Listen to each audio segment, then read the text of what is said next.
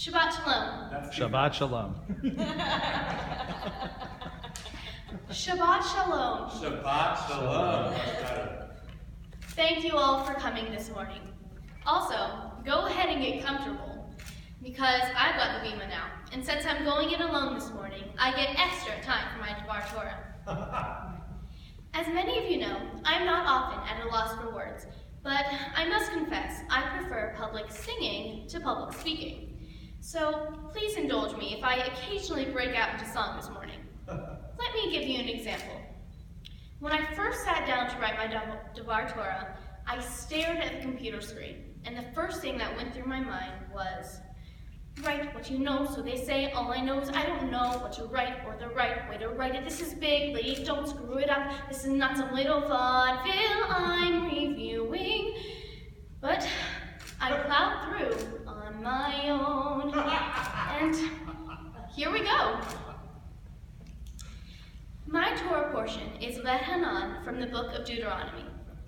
Ve'hanan means, and I pleaded, referring to Moses pleading with God to let him enter Canaan after leading the Israelites in their exodus from Egypt through the desert into the promised land. You see, it seems Moses had disobeyed God's commandments 3 times, which was 3 times too many. For that reason, God told Moses he would not be allowed to enter the promised land with his people. Moses pleaded with God to reconsider, and it's possible it went something like this. There ain't no mountain high enough, ain't no valley low enough, ain't no river wide enough to keep me from getting to Canaan. And perhaps God responded with, you can't always get what you want. Thus it came to be that Moses would never get to see the promised land, the fruit of his labors. God then commanded a very disappointed Moses to trek up a nearby mountain and gaze over the land he was never to visit, the land that would one day become Israel, Jordan, and Lebanon. A couple of years ago, I was fortunate to have the opportunity to visit Israel for my first time for my cousin's bar mitzvah. By the way, great job, Jacob. As a result of our trip to the Holy Land, I have a greater appreciation for our Jewish ancestors' determination and faith. And as we toured the northern country, walking in the footsteps of the Israelites in the soil they had fought so hard to sustain, I felt a connection with the Jews that first arrived thousands of years ago. It was an experience I will never forget. And hey, I only had to fly for a couple hours, not wander in the desert for 40 years. But I digress. To me, that feeling of connection to my Jewish ancestry and to Israel is what becoming a bat mitzvah is about. The dor v'dor, Hebrew for from generation to generation, has a special meaning in today's ceremony. Just a few moments ago, we had 3 generations in my family on this bima, passing down the Torah, from my grandparents to my parents, and from my parents to me. And maybe someday, I will be up here, passing the Torah to my children or grandchildren, directly connecting 5 generations. Having such a tradition helps solidify the feeling of comfort and community I get every time I walk through Temple Sinai's doors. To me, becoming a Jewish adult means taking a larger and more responsible role in our community and passing that sense of history and belonging to future generations. As Belle from Beauty and the Beast said, there's been a change in me, a kind of moving on, though what I used to be, I still depend upon, for now I'm a part of this community. No change of heart, a change in me. Now, back to today's Torah portion. With Moses not able to enter the land of Canaan, God commanded him to prepare Joshua to lead the people into the promised land. God said Moses must imbue him with strength and courage, for he shall go across at the head of this people, and he shall allot to them the land that Moses may only see. And then Moses spoke to the people. Moses detailed what must be done for the Jews to live in happiness. He told them that God's word was final and unchangeable. Sounds familiar, right, Dad? He also reminded them of the instance of Baal Peor, the golden idol some Israelites worshipped.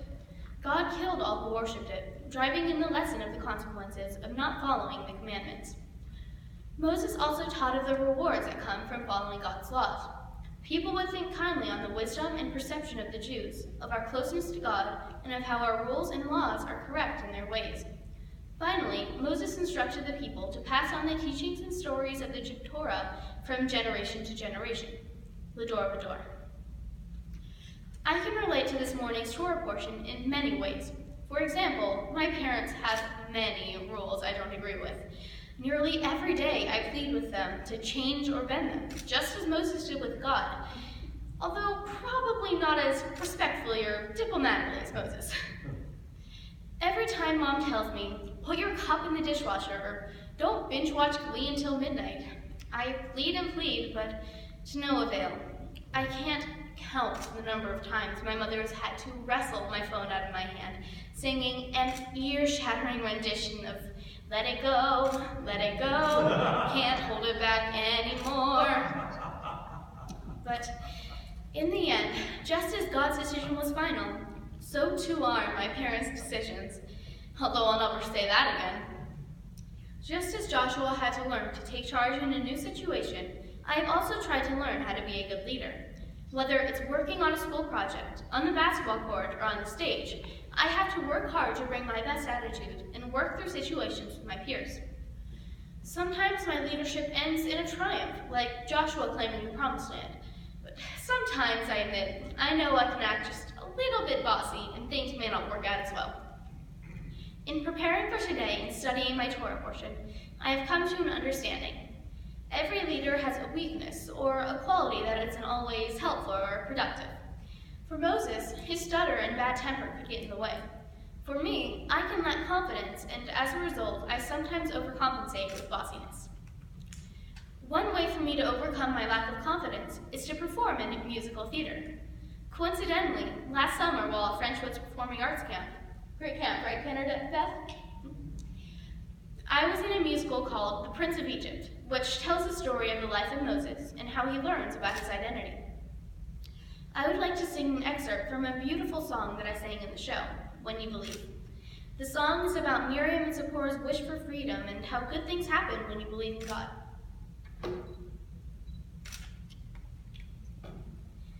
Many nights we've prayed with no proof anyone could hear. In our hearts a hopeful song we barely understood. Yet now I'm standing here with heart so full I can't explain, seeking faith and speaking words I never thought I'd say. There can be miracles when you believe, though hope is frail, it's hard to kill.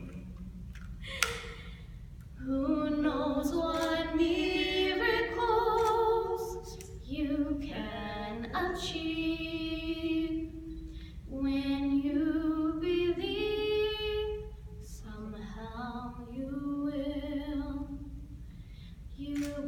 when you believe. Ashir Adonai ki ga'al ga'al. Ashir Adonai ki ga'al ga'al. Would you like me to play with you on this, and that'll keep us in key together? Yes, I was going to suggest that. That would be great. Yeah, or just do it yourself. I think just the solo would be better, actually. Okay. Okay, thank you. Yeah. Okay. Go back to I Ashira. did that in the wrong key anyway, because it's too low for me. Ashir Adonai ki ga'al ga'al. Ashir Adonai ki ga'al ga'al. Mi hamocha ba'elim Adonai. Mi hamocha nedar b'kodesh nahim ta v'hastacha amzu v'amtam nahim Ich habe Hamsterhang am Superaltar. Ashira, Ashira, Ashira. There can be miracles when you believe. Though hope is frail, it's hard to kill.